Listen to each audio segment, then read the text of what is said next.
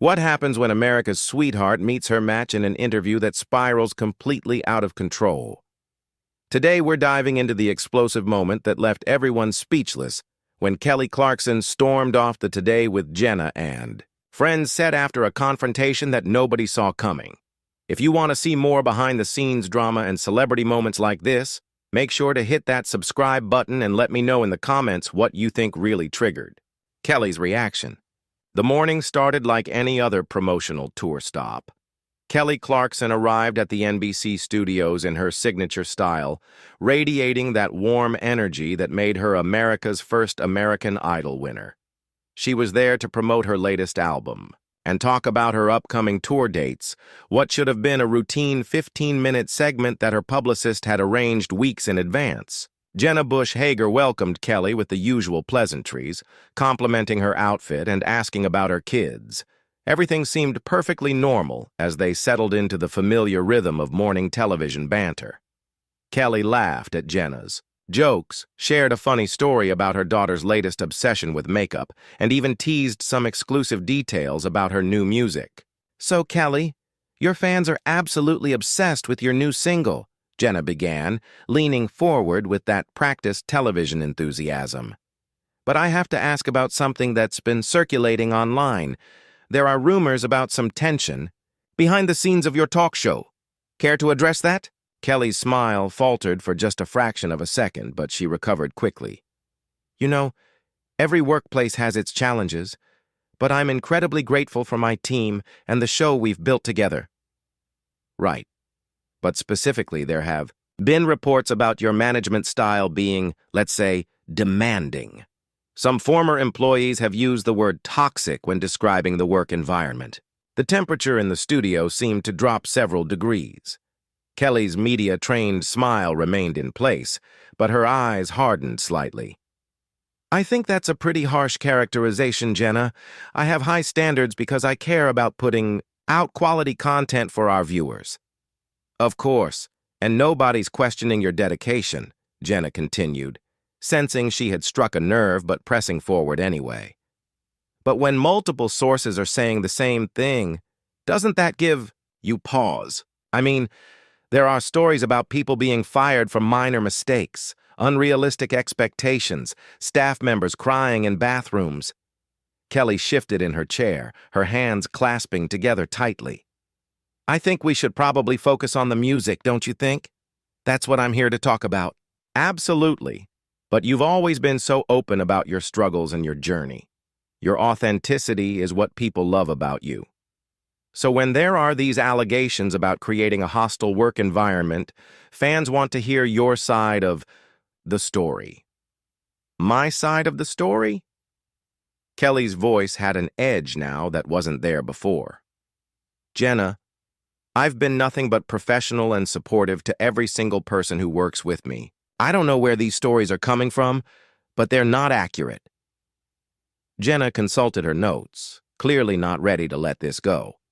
"Well, there's a specific incident that was reported where you allegedly screamed at a production assistant for bringing you the wrong coffee order. The person said you made them redo your entire dressing room setup because you were upset." "That is absolutely not true," Kelly said firmly, her voice rising slightly.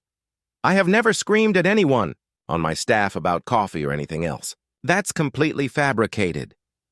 "So you're saying these multiple reports are all lies, that former employees are just making things up?" Kelly took a deep breath, trying to regain her composure. "I'm saying that sometimes when people leave a job, they might have different perspectives on situations that occurred, but I stand by my character and my treatment of the people I work with." The tension in the studio was palpable now. Even the camera operators seemed uncomfortable as they continued rolling. Jenna's co-hosts exchanged glances, clearly unsure whether to jump in or let this continue. "Kelly, I have to push back a little bit here," Jenna said, her tone becoming more confrontational. "We're talking about a pattern of behavior that multiple people have described consistently. At what point do you take responsibility for creating an environment where people feel they can't speak up?" "Take responsibility. For what exactly?" Kelly's voice was getting louder now, and her famous warmth was completely gone. For having standards? For expecting people to do their jobs? For caring about the quality of what we produce? No, for creating a culture of fear where employees are afraid to make mistakes. That's ridiculous, Jenna. You're sitting here making accusations based on anonymous sources and gossip, and you're asking me to defend myself against things that didn't happen the way they're being portrayed. The studio fell silent, except for the hum of the cameras. Kelly stared at Jenna with an expression that could cut glass, while Jenna seemed to realize she might have pushed too far, but couldn't back down now without looking weak. "You know what, Jenna?" Kelly said, breaking the silence with a laugh that had no humor in it whatsoever. "I came here to talk about my music, to connect with fans, to have a nice conversation. I didn't come here to be ambushed with tabloid gossip and hit pieces." "This isn't an ambush, Kelly. This is journalism. When public figures have serious allegations made about them, we have a responsibility to ask the tough questions." "Journalism?" Kelly's eyebrows shot up. "Is that what we're calling this? Because it feels more like a setup to me. Did someone from my former management company reach out to you? Is this some kind of coordinated attack?" Jenna looked genuinely taken aback. "Kelly, nobody reached out to us. These stories are out there in the public domain. We're just giving you a platform to address them." "A platform? You mean a trap? You invited me here under false pretenses, told my team we'd be talking about the album and the tour, and now you're blindsiding me with character assassination." One of Jenna's co-hosts, sensing the interview was spiraling completely out of control, tried to jump in. "Maybe we could talk about the new songs? Kelly, your fans are really excited about the direction you're taking with this album?" But Kelly wasn't having it. Her attention was laser-focused on Jenna now. "No, I want to finish this conversation. Since Jenna here thinks she's doing important journalism, let's talk about journalism ethics. Did you reach out to me or my representatives for comment before you decided to air these allegations on national television?" "We're giving you the opportunity to respond right now," Jenna replied, but her confidence was starting to waver. "That's not how it works, and you know it. Real journalists don't surprise their interview subjects with serious allegations without prior notice. They don't use their platform to spread unverified claims from anonymous sources." The studio was dead, quiet except for Kelly's voice, which was getting stronger and more pointed with each word. You could see the exact moment when she shifted from defensive to offensive, when she decided she wasn't going to take this lying down. "Let me ask you something, Jenna," Kelly continued, leaning forward in her chair. "How many of these anonymous sources did you actually speak to directly? How many of them went on the record with their names attached to their claims?" "Kelly, I think we're getting off track here." "No, I think this is exactly the track we should be on. You want to play journalist? Then let's talk about journalistic standards. Did you corroborate these stories with multiple independent sources? Did you give me adequate time to prepare a response to specific allegations?" Jenna was clearly flustered now, looking toward the producers off camera for guidance. "We followed all appropriate protocols." "What protocols? Making me look like a monster on live television based on internet rumors? Is that in the NBC handbook?" The co-host tried again to redirect. "Kelly, we're all on the same side here. Nobody wants to make you look bad." "Really?" Kelly turned to look at him with disbelief. "Because from where I'm sitting, it sure feels like that's exactly what's happening. I've been in this business for over 20 years. I know the difference between a legitimate interview and a hit job." "It's not a hit job," Jenna protested, but her voice lacked conviction now. "Then what would you call it? I came here in good faith to promote my work, and instead I'm being treated like I'm some kind of tyrant boss who terrorizes my employees. Do you have any idea what this kind of coverage does to someone's reputation, to their business, to their family?" Kelly's voice cracked slightly on the word family, and for a moment the vulnerability that made her so beloved showed through the anger. But it was quickly replaced by a steely determination. My children are going to see this. My friends, my actual employees, people who know the real me, they're going to watch this and wonder why I'm not defending myself properly. Well, here's my defense. These allegations are false, they're hurtful, and they're being presented without context or evidence. Kelly, we're not trying to hurt you, the co-host said softly. But you are hurting me. You're hurting me, and you're doing it on purpose because you think it makes for good television. You think controversy drives ratings, so you're willing to destroy someone's character for content.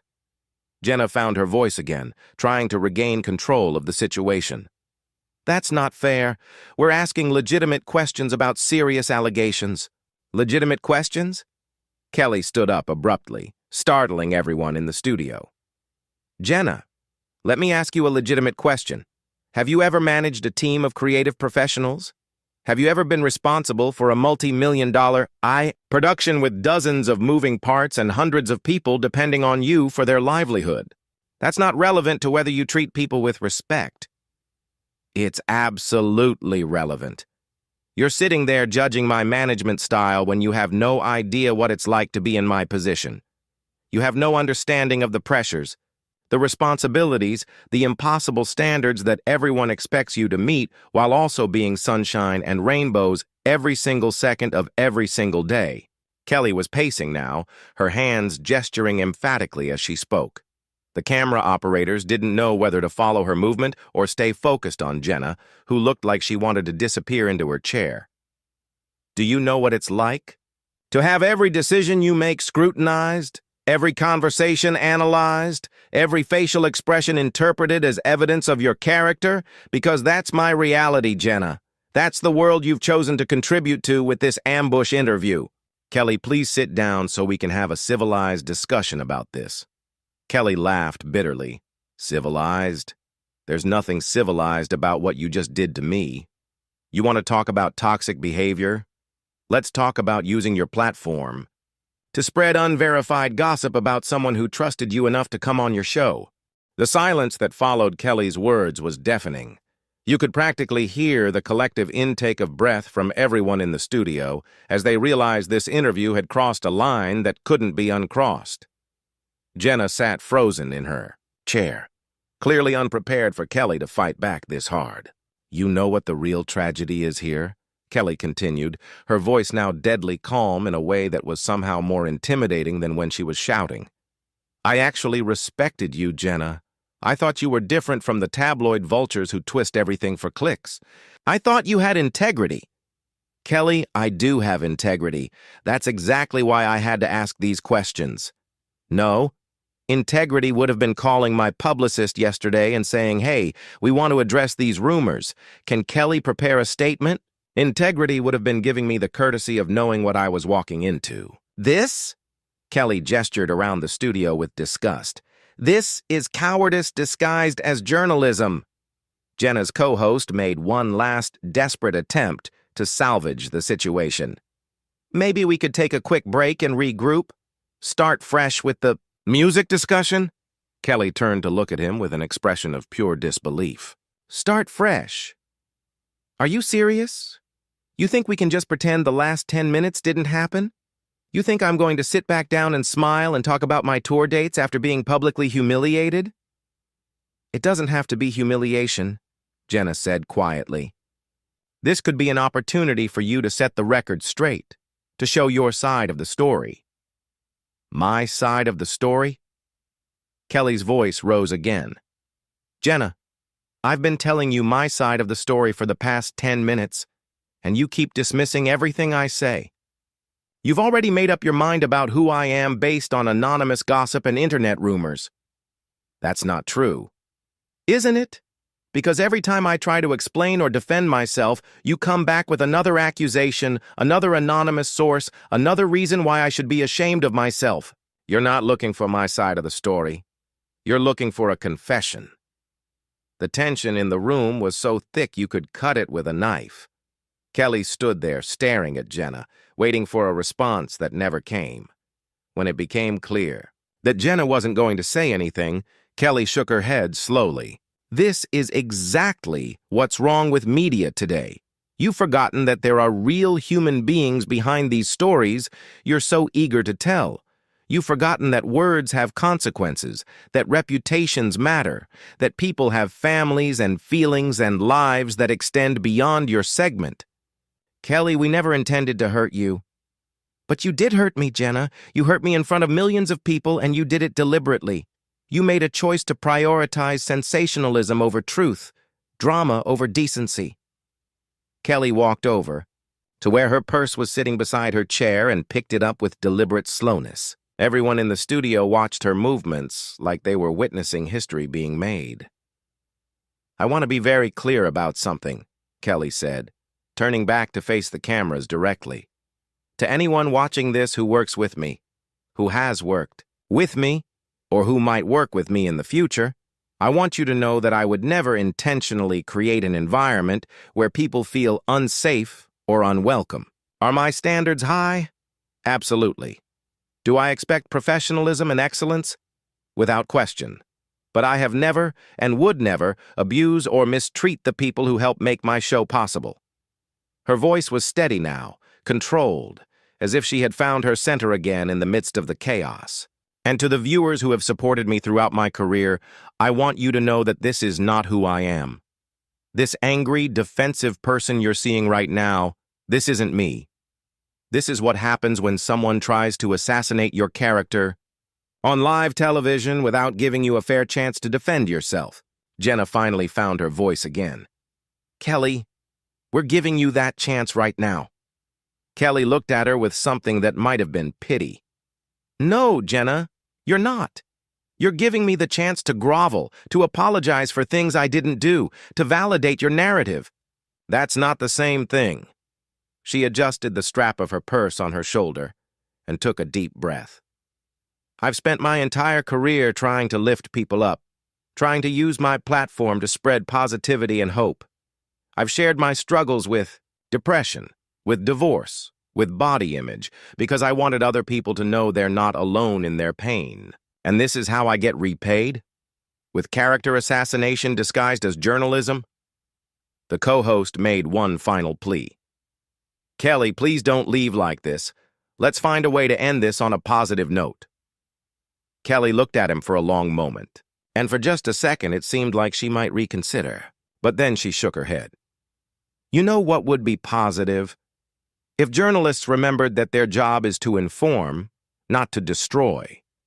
If morning show hosts remembered that their platform comes with responsibility. If people in this industry started treating each other with basic human decency instead of seeing each other as content to be consumed." She started walking toward the edge of the set, her heels clicking loudly on the floor in the otherwise silent studio. But then she stopped and turned back one more time.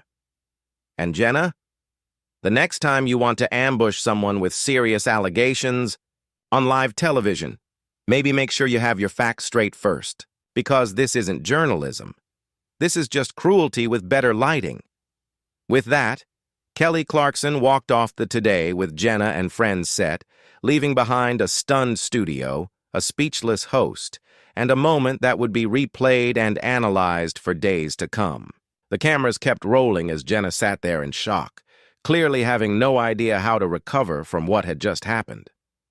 The interview that was supposed to last 15 minutes and promote Kelly's new album had instead become a masterclass in how quickly things can go wrong when preparation meets opportunity, when journalism crosses the line into sensationalism, and when America's sweetheart finally reaches her breaking point.